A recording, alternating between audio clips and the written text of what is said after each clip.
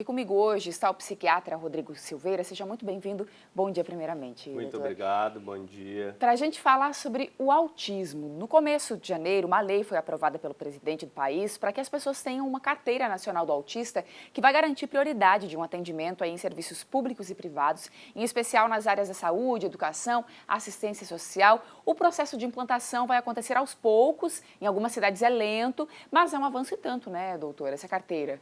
É ótimo a gente poder estar falando de autismo, porque o autismo se tornou um problema de saúde pública no mundo inteiro, com um impacto muito grande para as pessoas.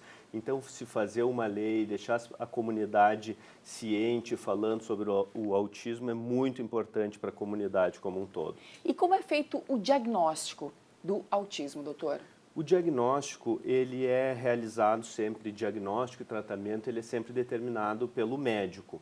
Mas muito mais do que o diagnóstico, a gente pode saber quando existem sinais de alerta, quando a gente precisa levar para um atendimento de um psicólogo especializado, de uma fono, levar para buscar ajuda, né? É importante a gente entender que a gente não precisa de um diagnóstico, mas quando a gente percebe que uma criança está com atraso de desenvolvimento, é muito importante a gente procurar ajuda. Esses sinais, eles, você falou de atraso de desenvolvimento em casa, o que dá para perceber, né?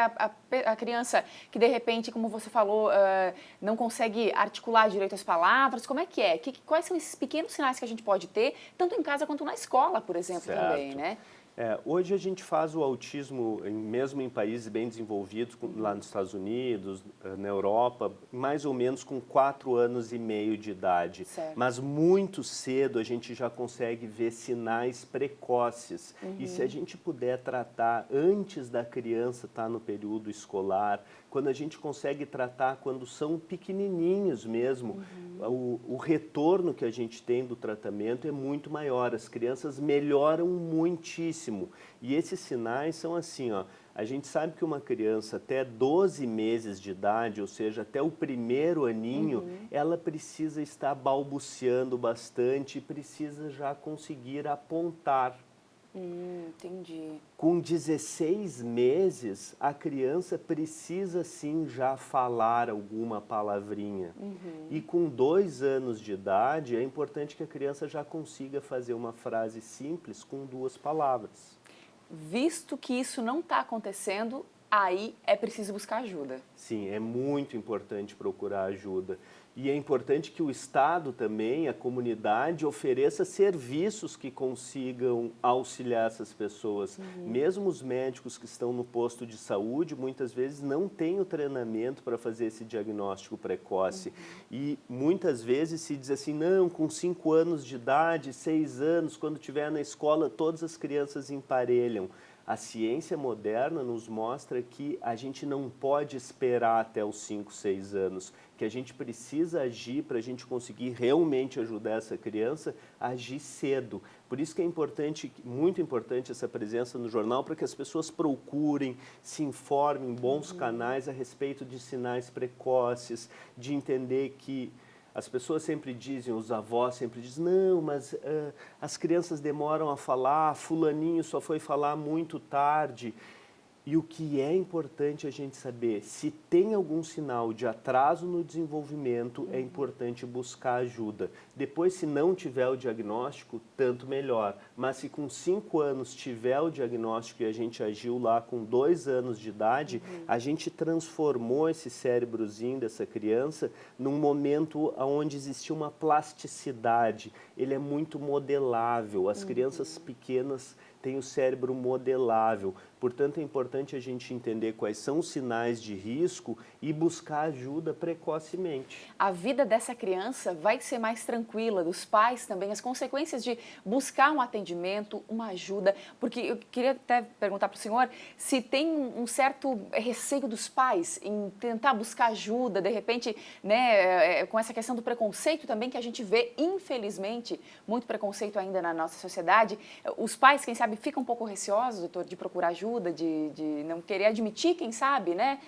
E ficam receosos porque se trata de um atraso de desenvolvimento, que é algo que vai causar um impacto, uma mudança nessa família, um impacto na vida para aquela criança. Então as pessoas ficam com muito medo.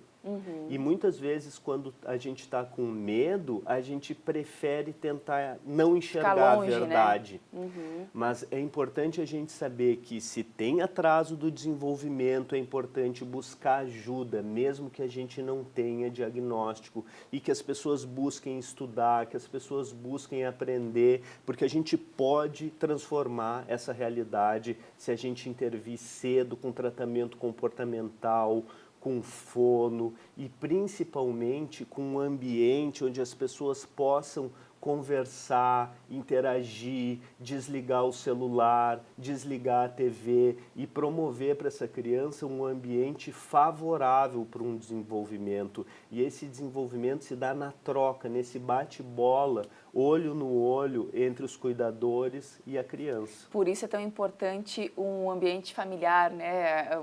Ter o apoio da família.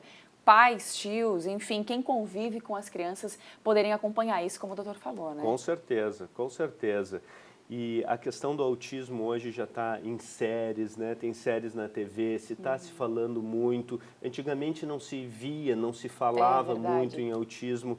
E hoje dificilmente a gente conhece uma pessoa que não conhece alguma criança que tem autismo. Que conhece na escolinha, que tem um coleguinha no colégio, que tem um familiar ou dentro da sua própria família. Então pode acontecer com qualquer família, não é culpa de ninguém. É uma interação super complexa entre genes e meio ambiente, e as crianças que têm o diagnóstico, elas podem ter uma vida boa, com sentido, mas é importantíssimo a gente tratar cedo. E eles desenvolvem outras habilidades surpreendentes, inclusive, né, doutor, em outras áreas. De repente, em alguma, como você falou, tem uma dificuldade, mas em outro ponto pode ter um desenvolvimento muito acima do normal, né? Isso pode acontecer, não é comum, viu? Mas isso pode acontecer. Mas é importante entender assim, ó, a criança que não consegue falar até os 3, 4 anos, que não consegue interagir, responder a outra. Quando essa criança entrar na escola,